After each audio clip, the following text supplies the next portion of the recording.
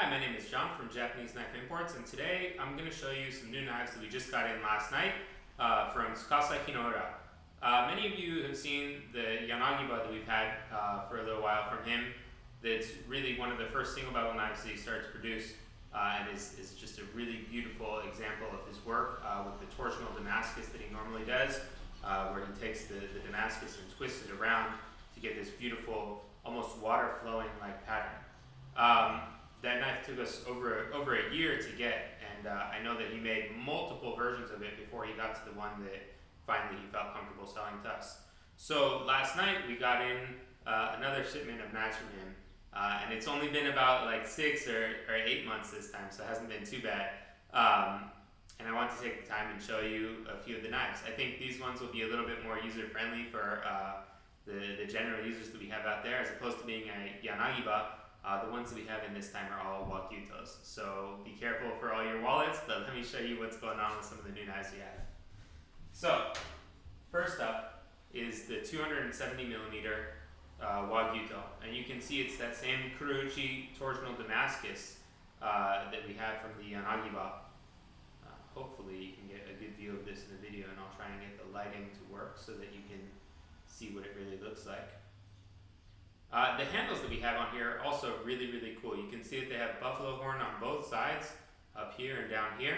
And you can see the wood that comes through on the bottom here. So the construction is actually so that the buffalo horn is around the wood, kind of in a mortise and tenon construction. And that particular style of construction is something that's really important to the way that Japanese knives are made. So when the handles are installed, it helps the wood from splitting and keeps the fit really tight. As you can see with most makers from where Hinoura-san is from, there's that beautiful distal taper, so it gets really thick here towards the handle and tapers up nice and thin towards the tip. And these knives are actually pretty thin behind the edge. I'm not sure how easy it is to see that in this video, but in person I can see that. And there's some texture to it. You can feel the Damascus.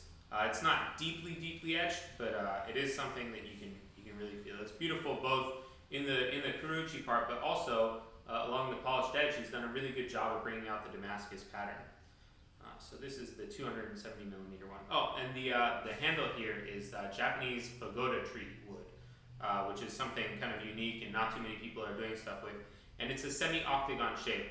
The top part has the ridges from the octagon handle, and the bottom part is rounded off, and it's a very comfortable in-hand kind of feeling. So this is the 270 millimeter version. And we have also a 240 millimeter version. And so hopefully we can get a nice view of this guy here. And you can see that same kind of handle, same construction of buffalo horn on both ends. And these are white steel knives, and he does a very good job with the heat treatment of the steel. It's really enjoyable to sharpen. It takes a really nice edge and has good edge retention. So for any of you that have used, for example, the Gengetsu knives that we have, you'll notice that they have really good edge retention considering, they're white number 2 steel, and a lot of that is the heat treatment and skill that goes into it. And Hinoura-san is way up there when it comes to the skill of dealing with the steel. It's primarily he deals only with white steel, to the best of my knowledge.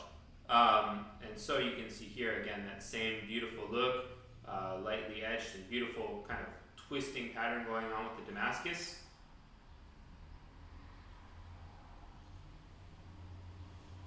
Handle and the same kind of thin behind the edge, beautiful distal taper.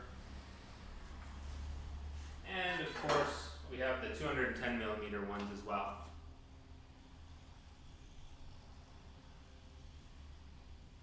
And same thing, just a little bit smaller size. It's worth noting that these knives are measured from the heel to the tip as opposed to from the handle to the tip, and it's because of the construction of the tang. When knives have a machi in the tang, that little gap that kind of comes in and the tang continues from, they're measured from the handle to the tip. When they don't have that, they're measured from the heel to the tip. It's common that from Sakai makers, you'll see Wa-Gyutos with machi, and so they're measured from the heel, or handle to the tip. But in areas like Sanjo and Niigata, or in other areas around Japan, you won't see that on the Wa-Gyutos, and so they'll be measured from the heel to the tip. Likewise, on Yanagiba, it's common to see machi, but on Deba it's not. And so the way that those are measured is based purely on the machi as opposed to one region does it this way and one region does it that way. It's pretty consistent that when the knives have a machi, it's measured one way, and when they don't, it's measured another way. Alright, so let me get back to this knife here so that you can see how ridiculously beautiful it is. And yeah.